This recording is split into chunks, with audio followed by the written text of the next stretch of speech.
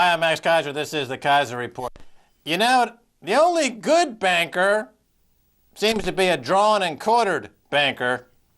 Yeah, you know what I'm talking about. Tell me more, Stacy Herbert. Max, I have a feeling you've read this first headline here. Banks still expect taxpayer to pay for their failure.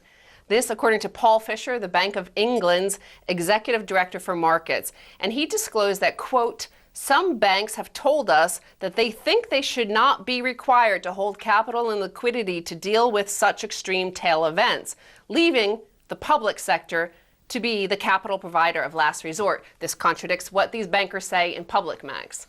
Well, this statement needs to be examined for what it's worth. Here is somebody representing the bankers who is defying, who is basically shaking, his finger at the public and saying, ha, ha, ha, ha, ha, ha, we've got all your money. I mean, this is not acceptable. Well, Max, this is Paul Fisher, and he's saying in private conversations, bankers have told him that they don't need to raise capital requirements as the Bank of England is requiring them to do.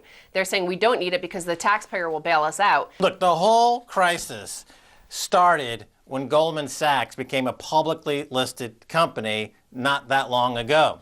Before then, the partners had their own capital at risk. If they made a bad bet, they would lose money. Then they went public, and we started this era of moral hazard on steroids. Whenever a banker loses money, they put a gun to the head of government and they enforce austerity measures. That's an occupation.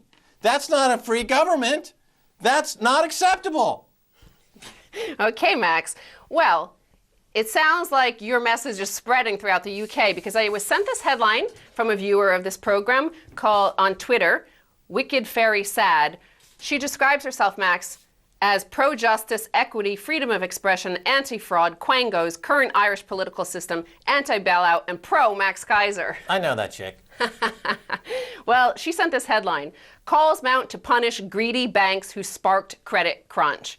So this is from the UK, and people are like union members and activist groups are demanding harsher punishments against the bankers because according to a report this year by the New Economics Foundation, they said that banks have made £60 billion out of the financial crisis they helped create. Most of it is due to selling debt to the government. Yeah, it's a bust-out scam. It's an insurance scam. It's an arson scam. And they get paid out on credit default swaps or other form of insurance, so-called insurance, and they collect money as mafia terrorist bankers. They're financial terrorists. That's what they are. They're terrorists. They get paid per acts of terrorism and vandalism. That's why I say those hoodies that rioted in London, if you gave them broker's license, the UK economy would grow. David Cameron's missing a huge bet here. All the hoodies, don't put them in jail. Give them a banker's license and start trading on the floor of Goldman Sachs. Your economy will grow.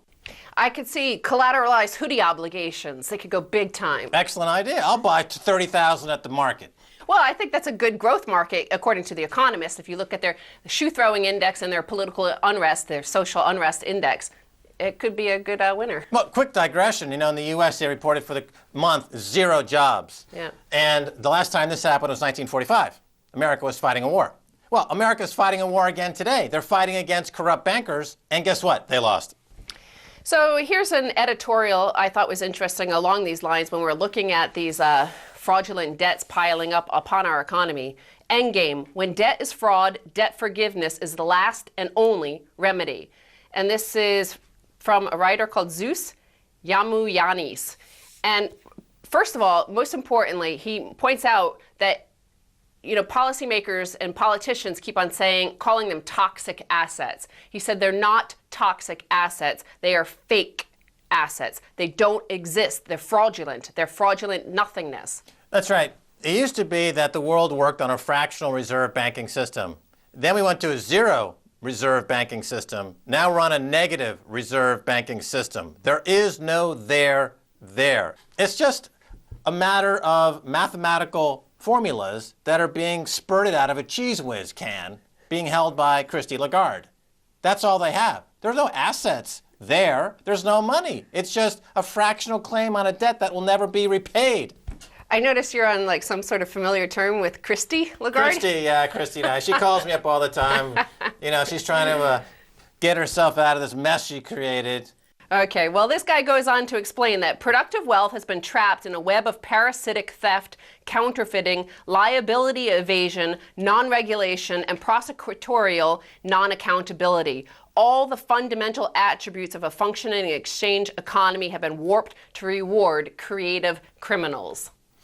Here, here. That's absolutely correct. And it's, moral hazard is the polite way to say outright larceny. They're arsonists, they're looters, they're plunderers. And, the guillotine is so 19th century, 18th century. You need something new. Well, how about waterboarding? Yeah, that could be, that's a modern way to extract pain on a terrorist. Waterboarding. Okay, yes, well, because it's not torture. But listen, one thing that is torture, and we all agree, is austerity measures. And again, in this article, the calls for austerity are nothing more than the delusional efforts of a status quo to avoid the consequences of its own error and fraud and to profit evermore. Well, fraud has become the de facto business model. It has replaced all productive planks of the economy. It's become captured by fraudulent peddlers of non-existent debts. And into that miasma of larceny comes things like GDP growth and CPI numbers, which are also completely fraud. Well, yes, and all of our economies are spiraling into nothingness as these austerity measures are implemented in order to bail out those bankers who we now learn are secretly talking to the bank regulators and the central banks, saying that they actually have no plan on reforming themselves because they plan on dumping all of their fake assets onto the public once again, should it all fail again. Exactly right. And everyone who's suffering with a savings account paying zero interest is in fact subsidizing the criminality. And so let's look at how this fraud and austerity measures are being imposed across the world. Italy cuts tax on high earners from austerity package. So, Silvio Berlusconi announced a $66 billion or 45.5 billion euro austerity package. And part of it was a tax on people earning over 90,000 euros a year. Apparently, he's getting rid of that, leaving all the other stuff for the Joe bag of donuts. But that number, 45.5 billion euros, Max, made me think of something from 2 years ago. Milan police seize UBS, JP Morgan, Deutsche Bank funds. Now, this was due to the fraudulent toxic assets or fraudulent fake assets that were sold to Milan, and 600 Italian municipalities were sold 35.5 billion euros in toxic derivatives. That's right. So these municipalities in Italy were sold fake securities that went to zero in value because they were fake to begin with. And now, here's Berlusconi saying he needs approximately the same amount of money imposed in austerity measures to basically pay now for the toxic securities that were purchased to begin with. And this is a pattern we see over and over around the world. It's happened in fishing towns in Norway. It's happened in Alabama in America. It's happened all over Italy. It happens all over the world. The municipalities, the governments, the local banks buy securities. German banks bought trillions of dollars. Societe Generale. Why is Societe Generale going to declare bankruptcy in the next 10 days? Because they bought fake securities from Wall Street. They created fake securities. They bought them with themselves. They bought them with BNP. They exchanged the fake securities with each other for a fee. Then that fee is paid to them as a bonus. And now, however, the implosion that's taking place due to the revelation that there is no white knight coming, there is no bailout that will get the Ponzi scheme going again, there is no stimulus package that will take unemployment anywhere over zero, and this thing is becoming worse and worse. Yeah, I mean, Max, Societe Generale is one of the perpetrators of these fraudulent fake assets being sold around the world. And those names that were referred to in this article, UBS, JP Morgan, and Deutsche Bank, those are the three real heart and the nexus of these global derivatives. JP Morgan in particular owns the largest derivatives book in the world. And what's amazing is that JP Morgan will sell a municipality or some countries some fake toxic derivative securities, and then to protect themselves from any blowback, they'll offset the trade with a credit default swap somewhere in another equally corrupt market. And so when it does blow up, they get paid out more than what was lost. So you say that they have to impose tens of billions of euros on austerity measures to pay for tens of billions of euros for fake securities. The person who sold them those securities had credit default swaps banked that they get paid out double or triple that amount to their bank accounts. This is how financial terrorism works. They create the financial problem. You're using fake securities. They do insurance at the same time. And when that thing blows up, as it 100% will do, they get paid triple back. Well, Max, what I'm saying, is the article about the Milan being wiped out by credit default swaps and credit derivatives, that's from 2 years ago. That's in 2009. That's 35.5 billion euros sold to 600 municipalities around Italy. 2 years later, it's 45.5 billion euros in austerity measures for Italy, but you never hear about this. All you hear is about those lazy Italians, those tax evaders, those people who want to retire at 55. 9 out of 10, well, in fact, probably 10 out of 10 mainstream media articles about Italy will be talking about how corrupt and wasteful workers they are. Right, the occupying force always scapegoats the locals. And if, in fact, these were shared risk by the people who sold them, well, how did the bonus schemes work out last year on Wall Street? Oh, record bonuses, 140 billion.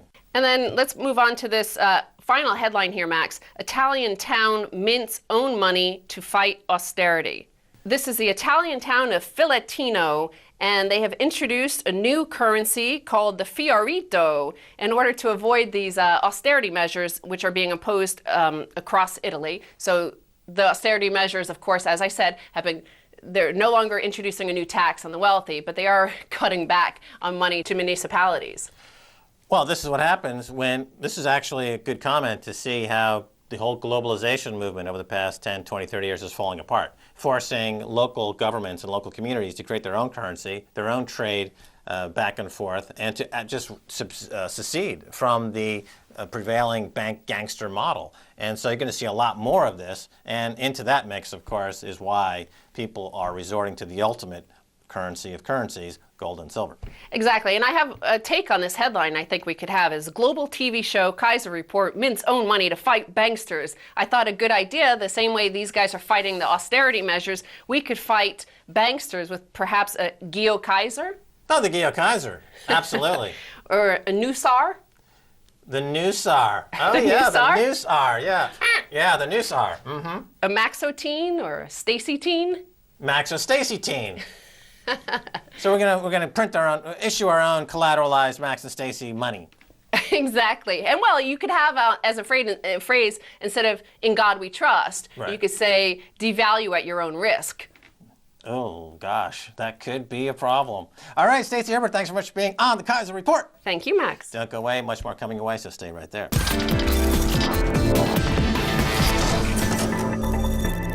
Welcome back to the Keiser Report. I'm Max Keiser. Time now to go to sunny Los Angeles and speak with artist Alex Schaefer, who was recently questioned by police for his artwork featuring Chase Manhattan Bank JP Morgan burning down. Hello, Alex Schaefer. Hi, Max. Nice to meet you. Nice to meet you. Hi, Stacy. All right, let's show the people the artwork. Show the people. Oh, my God. It's too hot for TV. Can you see it? Yeah, it looks fantastic. Look out. It's hot. Yeah, I can feel it over here, buddy. You are burning up the art world. You put that up on eBay, and it's already attracting dozens of bids. The price is skyrocketing. People understand that the art wave of today is burning banks, and you're on the bleeding edge of this movement. Now tell us what exactly gave you that moment of inspiration to create Chase Burning. I kind of led up to it through a series of paintings that I started doing. One of them was these sort of fantasy riot scenes, because we've been seeing so much of that on television. And then there was also a series of just regular buildings that were on fire.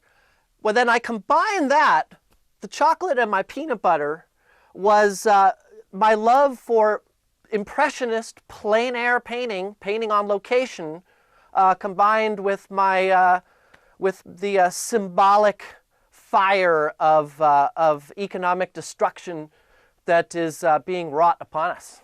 So you're kind of like the Cézanne of arson. Yeah, Cézanne, maybe the Monet. You know who was a big artistic revolutionary was Gustave Courbet. Yes, I've seen some of his works here in the Musée d'Orsay, right here in Paris. Fantastic. Now, you were visited by the police. How did that interaction go? What did they say? What did you say? Okay, well, when I set up to paint this painting, I just brought my easel and my backpack full of art supplies, and I set up at a bus stop right across the street from the branch. And you do a plein air painting, it's street art. You're always dealing with people walking around and talking to you, especially if you're doing urban landscapes. You can't avoid people. And it usually takes about 3 or 4 hours, 5 hours to do a decent painting.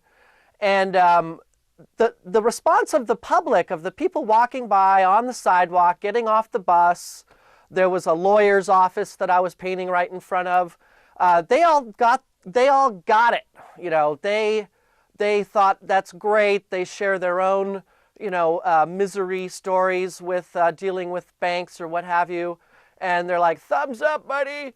And then at some point, about 3 hours into it, I saw a police cruiser go up Van Nuys and flip a U-turn, and two officers stepped out of the car and approached me. And they were asked you some questions. How did the interaction go? Well, there was the first encounter with 2 officers on the street when I was actually doing the painting.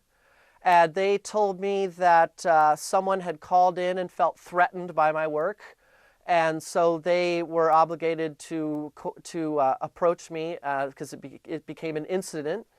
And they took my identification. They wrote down all of my information. One of the officers asked me questions along the lines of, well, this is 9/11, post 9/11.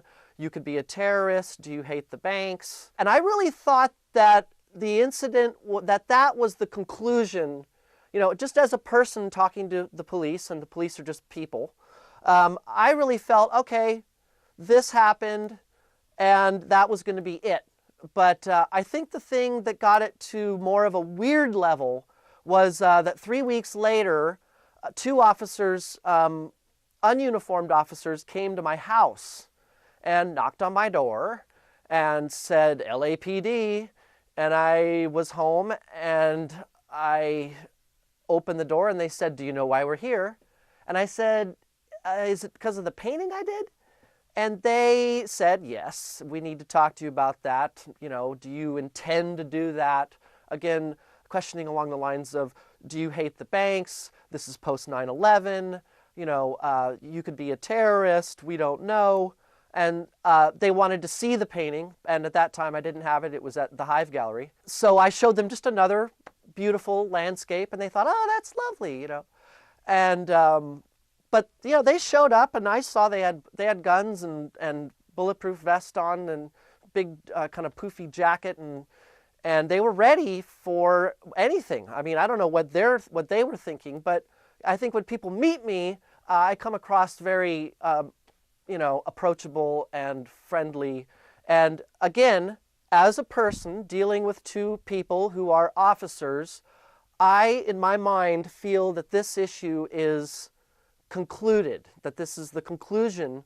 But again, I felt that way the first time. So if this gets kicked up to another level, then 3's a charm. It's a hat trick. That's going to be definitely, as what Google CEO said, that's crossing the creepy line.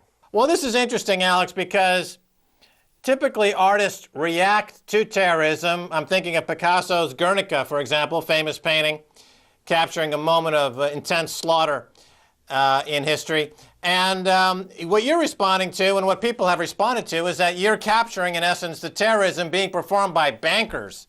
The question should not be, are you going to do this to banks? But the question should be, when will bankers stop committing terrorism against us? Because those flames right on that bank represent America's savings. They represent interest rates at 0%. They represent a kleptocracy. Why the cops? Is there a new sense of police oppression in America? Has it come to that? You're living out there in Los Angeles. Are the cops really everywhere? The reports that we hear is that it's become a bit of a police state. I'm not really feeling that. When I took a trip to New York City and I went to Wall Street just to visit, because I remember going there as a kid in the 80s, and you could get a ticket and watch the trading floor. And going back there just a few months ago, it felt like the Gaza Strip or something. It was submachine gun police officers and surveillance vans. Now I haven't noticed any locations like that in L.A., but with this encounter with the police, I really thought that was it. I thought, okay, these officers approached me. They talked to me. It's funny because one of the officers said, well, do you hate the banks? And it kind of along the line of your statement for the question, I said, well, I don't hate the banks, but I do perceive them now to be criminals as far as a lot of the activities that they're doing. So I'd throw it back to the officers and say, you deal with criminals all day. Do you hate criminals? You don't hate criminals. You just wish criminals didn't do what they do. Well, the crimes that banks are committing should be covered under various legal restrictions over there at the SEC and the CFTC and other regulatory bodies. But unfortunately, those regulatory bodies are now owned by the bankers. So you don't have any law. There is no rule of law in America when it comes to banking crimes. But let me, I went over to my Twitter account. That's my Max Keiser, Keiser Twitter account. And I asked for questions for you, because I told my Twitter folks that you would be on the show. So from Lisa Taggio, she asks that will there be prints available of this painting and other Banks on Fire paintings? I will be able to make prints, yes. So, maybe we could do it on one of these websites. How about like coffee mugs and mouse pads and T-shirts? This could be the happy face logo that defines a generation. Yeah, you never know. I mean, it's I gotta say, all this media attention is surreal, and I'm just really stoked to be talking about this and also feeling like I've been completely true to my own art, and everything I love about making art. Okay, I'm looking at another question from my Twitter account from Mr. Canning. He says to ask Alex Schaefer, did you use oil as a symbol for the U.S. insatiable appetite for oil or pastel paints in your painting? What is your response, Alex Schaefer? Well, the oil in oil paint is actually, it's a vegetable oil. It's not a petroleum product. You could actually drink linseed oil or make a real tasty vinaigrette dressing out of it. But no, I didn't take my symbolism that far.